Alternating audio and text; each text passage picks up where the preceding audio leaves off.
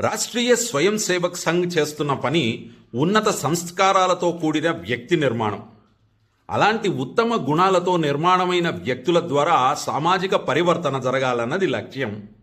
సంఘ శాఖ, సాప్తాహిక్, సంఘ మండలి ద్వారానే కాక అనేక ఇతర కార్యక్రమాల ద్వారా ఈ పరివర్తన సాధించాలనేది సంఘ ఉద్దేశ్యం.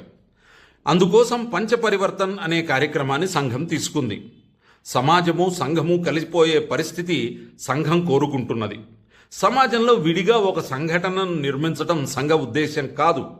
ఇందులో మొదటిది సామాజిక సమరసత. మన దేశంలో సామాజిక అసమానతలను రూపుమాపాలనే ప్రయత్నాలు గత కొన్ని దశాబ్దాల నుండి జరుగుతూనే ఉన్నాయి.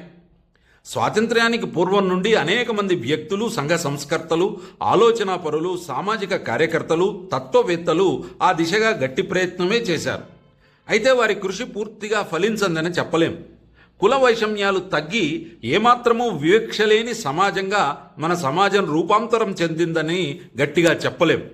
గణనీయమైన మార్పు వచ్చిన మాట వాస్తవం. ఇంకా చేయవలసింది, సాధించవలసింది చాలా ఉంది. సామాజిక సమరసత ప్రాధాన్యత గురించి ప్రత్యేకించి చెప్పవలసిన పని లేదు. ఏ దేశమైనా అత్యున్నత స్థాయికి చేరుకోవాలంటే ముందుగా కావలసింది ఆ దేశ ప్రజలలో ఐక్యత. ఐకమత్యమే బలం. ఐకమత్యంతోనే ప్రగతి సాధ్యం. ప్రజల మధ్య సామరస్యం ఉంటే ఐకమత్యం దానంతటా అదే నెలకొంటుంది. కనుక సామరస్యం ముందుగా సాధించవలసిన అత్యంత అవసరమైన అంశం.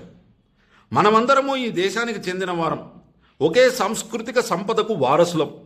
మనందరి మూలాలు శాస్త్రపరంగాను సంస్కృతి పరంగాను ఒక్కటే.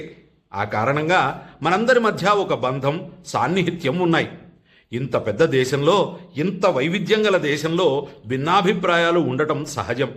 వాటిని గౌరవిద్దాం. ఇతరుల పట్ల సహనంతో, సంయమనంతో వెలుగుదాం. సమాజంలో మార్పు కోసం మన ముందు అనేక మంది పనిచేశారు. వారి నుండి మనం నేర్చుకోవాల్సింది చాలా ఉంది. వారి పనితీరు మనకు భిన్నమైనదిగా ఉండవచ్చు, కానీ లక్ష్యం ఒకటే. లక్ష్య సాధన కోసం వారు ఏం చేశారో, వారి జీవిత కాలాల్లో వారు ఏమి సాధించారో మనం తెలుసుకోవాలి. ఈ నేపథ్యంలో సామాజిక సమరసత సాధన కేవలం ఒక్క మాటల వల్ల ఒనగూడేది కాదని అర్థం చేసుకోవాలి. ఇది ఉపన్యాసాల వల్ల వచ్చేది కాదు. కార్యాచరణ వల్లనే మార్పు వస్తుంది. ఇందుకు ఉపక్రమించడమే తక్షణ కర్తవ్యం.